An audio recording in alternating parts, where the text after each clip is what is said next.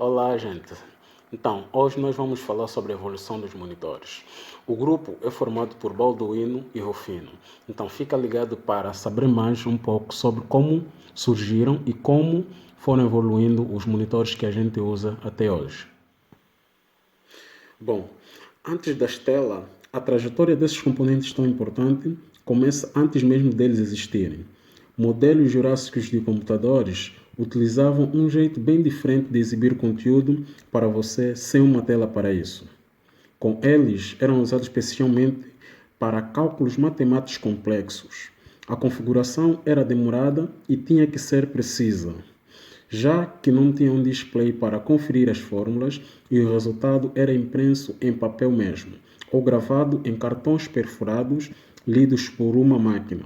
A IBM era uma das principais marcas desse processo, como mostra a figura ao lado.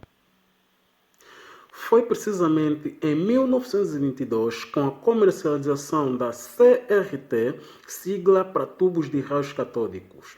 Esse equipamento dispara um feixe de eletrões contra uma tela fosforescente, criando imagens. Esse princípio básico de exibição de vídeo foi descoberto por Johann Ritforth lá em 1869, mas aprimorado por John Johnson e Harry Wenhart. Ele levaria décadas para virar um monitor, mas já indicava qual seria o futuro. Com o passar dos anos, isto é, já na década de 1954, surge a IBM 2250, que tinha até caneta iterativa, isto mesmo, caneta iterativa.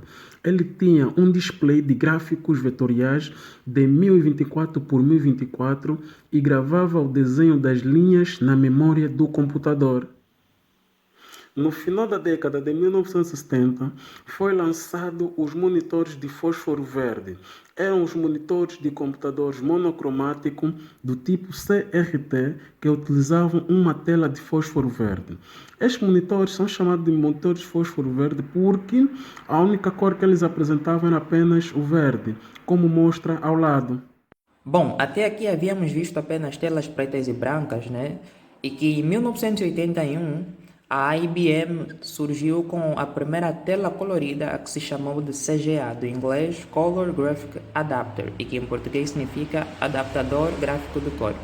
Bom, nesta tela continha apenas 4 cores, né? Mas era possível fazer a combinação com até 16 cores, dependendo da resolução da mesma tela. 3 anos depois, isso em 1984, a IBM surgiu com o segundo padrão gráfico de cor, o que se chamou de EGA, e foi uma atualização do padrão anterior, o CGA.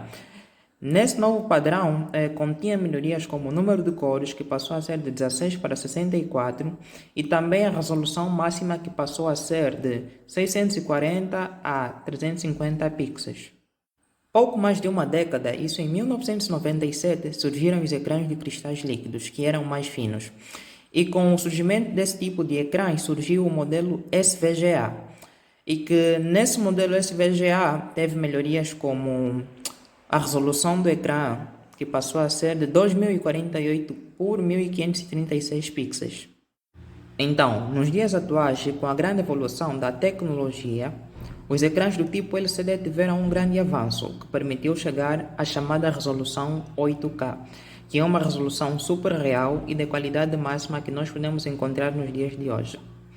Entretanto, esse foi o breve historial da evolução dos monitores e obrigado por assistir.